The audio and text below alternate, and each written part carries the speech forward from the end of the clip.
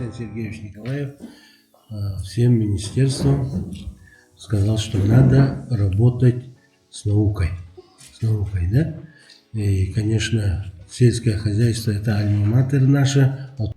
Сельскому хозяйству будет дано особое обращение, и мы, тоже выходцы из сельского хозяйства, хотим тесно вместе сотрудничать. И на днях наш президент Академии наук, работавший более 8 лет, Колодезников Игорь Иннокентьевич, подготовил очень интересный проект. Это говорит о том, что даже горняки, это люди, технари, душой болеют на нашу республику, за наше сельское хозяйство. Работа сегодня ведется в очень таком сложном режиме, в сложном формате в стране, в мире.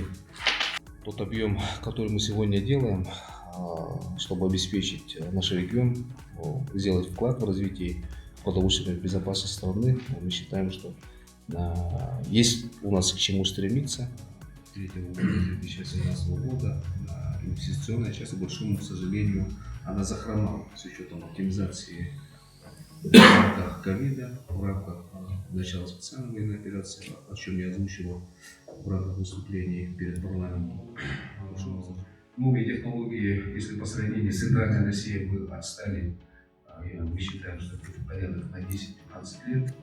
И сегодня то, что мы показываем, за 3 года сокращение от населения порядка 6 тысяч, это очень серьезный показатель. Совместно с общественностью, совместно с молодежью, совместно с депутатским корпусом все-таки мы добьемся тех серьезных показателей, и это будет одним из серьезных фундаментов дальнейшего развития. Мы все знаем, что 30 лет Академия наук работает на благо развития научного потенциала республики. Академия наук видит развитие сельского хозяйства как основу, да, как драйвер социально-экономического развития. В основе кластерного подхода данный проект мы видим как инициирование научно-методического обоснования развития отраслей сельского хозяйства, значит, в том числе тематики такой междисциплинарной, как экология, климат, сельское хозяйство в основных зонах Республики Саха-Якутия.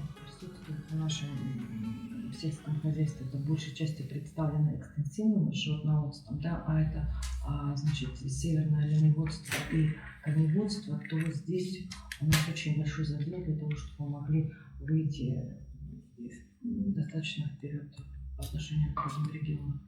Тем более, что эти отрасли, если при правильном подходе, они могут дать большую отдачу и повысить рентабельность производства.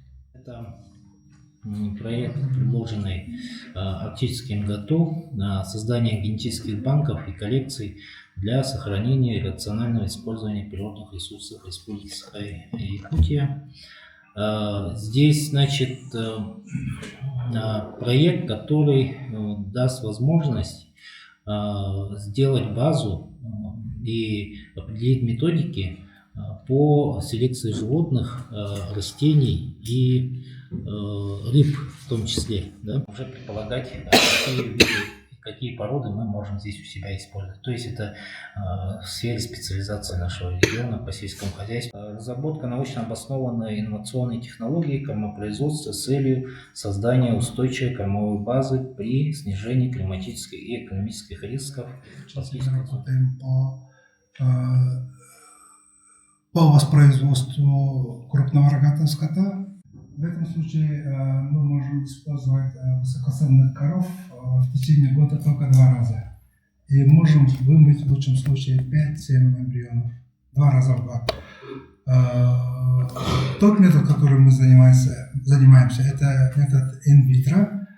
Она в настоящее время очень развита в тех странах, где развито скотоводство. Это Бразилия, Португалия, Уругвай, Индия. Это кейсы, которые делятся в несколько позиций. Там есть у нас, допустим, по болезням этой коровы, чем она болела, чем она лечилась. Все это сюда, именно в этот телефон записывается. Даже Есть у нас указ, есть у нас разработки, научно доказаны, нужны средства, и мы все-таки докажем, что до 30-го года будут серьезные изменения. Спасибо вам большое. Наши двери открыты Минсельхозом, мы готовы вас принять и на нашей площадке по всем направлениям, которые вам интересны. Спасибо большое. Конечно же, сегодня представленные научные наработки и проекты очень актуальны на самом деле на все 100%, потому что сегодня все направления, они сконцентрированы на продовольственной безопасности нашего региона и страны в целом. Поэтому мы готовы все это рассмотреть и в рамках государственной программы с 2025 по 2030 год во исполнении стратегического указа нашей главы все это рассмотреть и все-таки разложить по годам и найти возможность финансирования и реализовать те наработки, которые уже сегодняшний день имеют этапы уже разработки, достаточно серьезное направление. И наши двери Минсельхоза всегда открыты, мы готовы выслушать всех, и те работы, которые сегодня были представлены, мы готовы обсуждать и готовы поддержать.